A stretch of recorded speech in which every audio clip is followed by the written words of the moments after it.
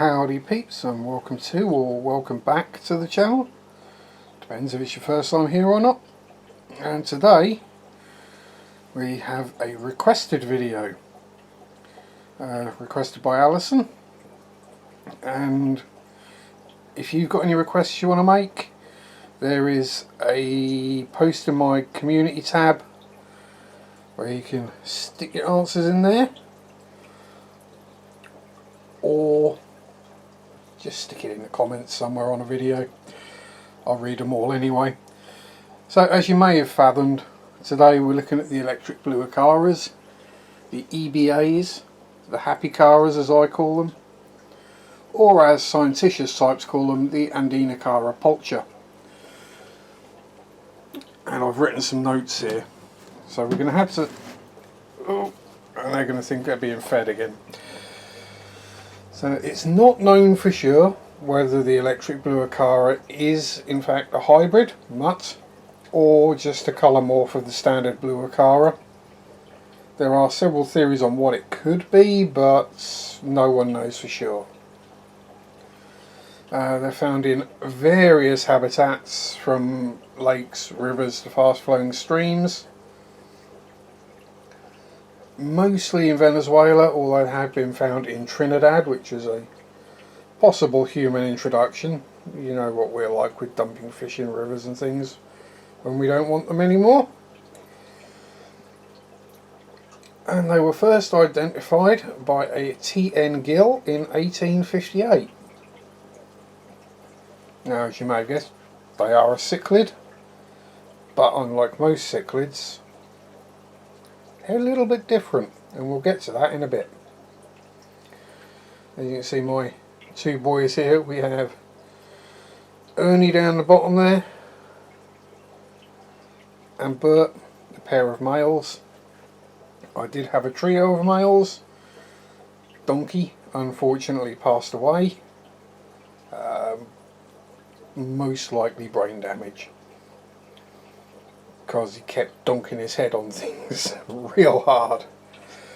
Anyway, so what water parameters do they want, Sharpie? Give us some actual facts, not just waffle. Okay, here we go. Like a pH of 6.5 to around 8, hardness up to 25 degrees, whatever that actually means, and temp wise 22 to 30 C, which is 72 to 86. Normally they'll grow to a maximum of around 5 inches, which is pretty much what these guys are. They're fully grown. I've had them a few years now actually, and they're identifiable by the electric blue colour, the orange highlights on the edges of the dorsal fin, their ability to swim backwards just as quick as they swim forwards. And they are a very personable and friendly fish. They can get a little bit larger, but only to around about 6 inches at most, so you've got nothing to worry about them turning into monsters like Oscars or anything like that. There are species that are not even remotely endangered, so all is good there. Now, sexual diversity in Acaras is actually pretty tricky.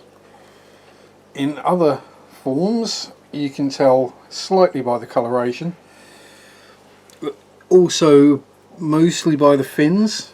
The males will have longer, more flowy, more pointy dorsal fins and other fins, whereas the females it tends to be rounder.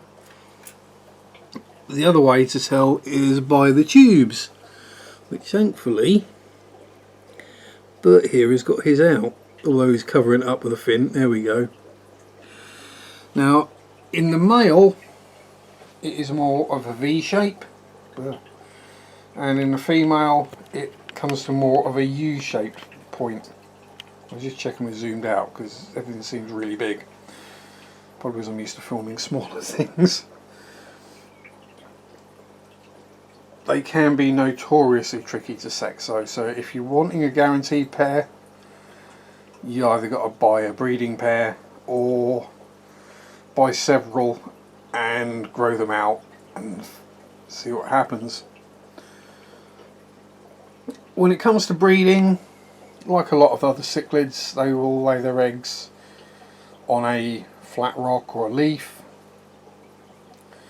And after about 4 or 5 days, when the fry hatch,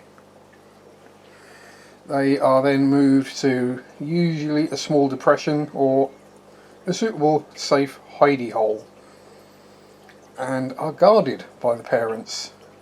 They're a very good parental unit, unlike some other fish, like the mollies that you can see around them, which will quite happily have a baby and then turn around and eat it.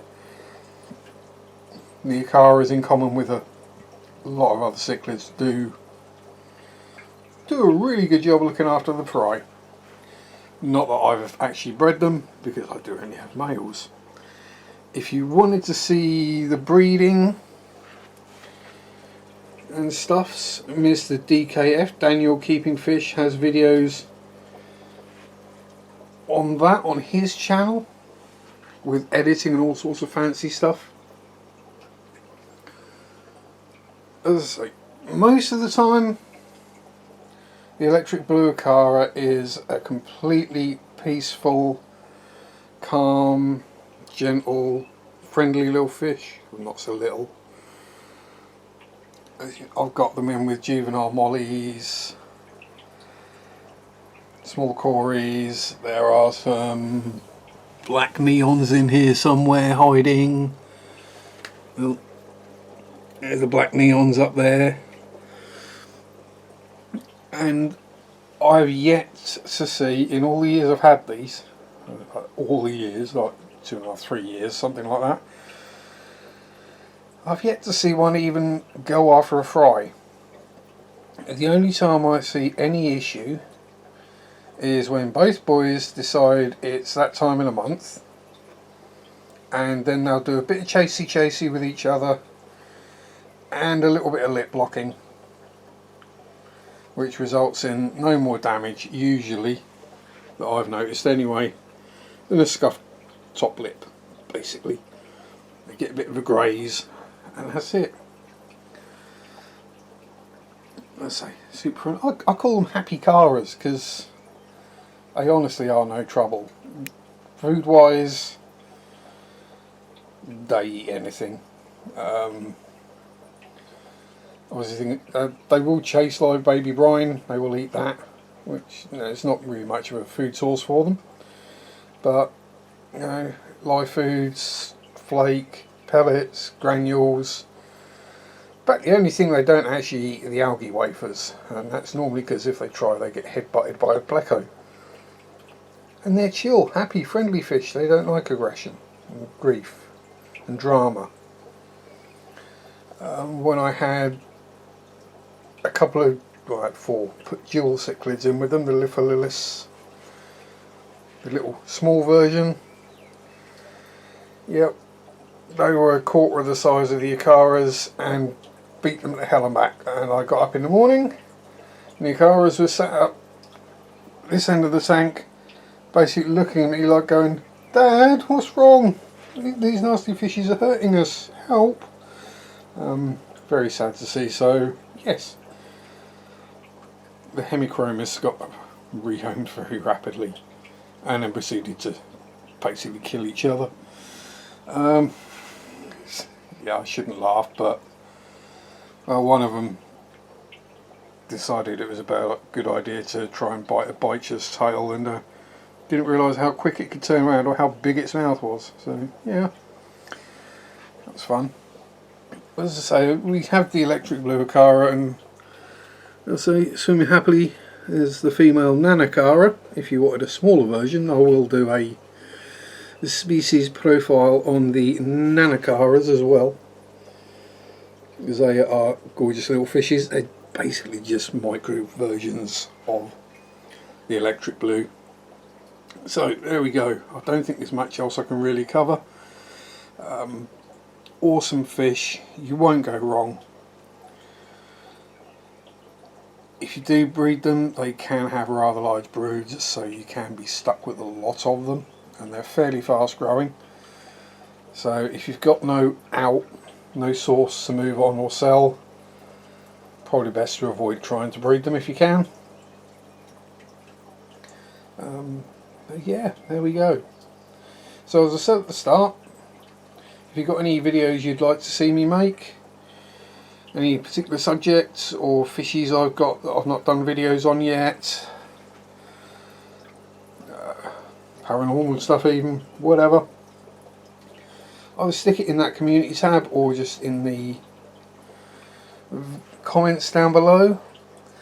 And while you're there, click the like button, notification bell and the subscription button. Help the channel, get my weirdness and waffle out to as many people as we can, and I think that'll do. So from Bert and Ernie and me, thank you very much for watching. Have fun, peace out, rock on, and bye bye.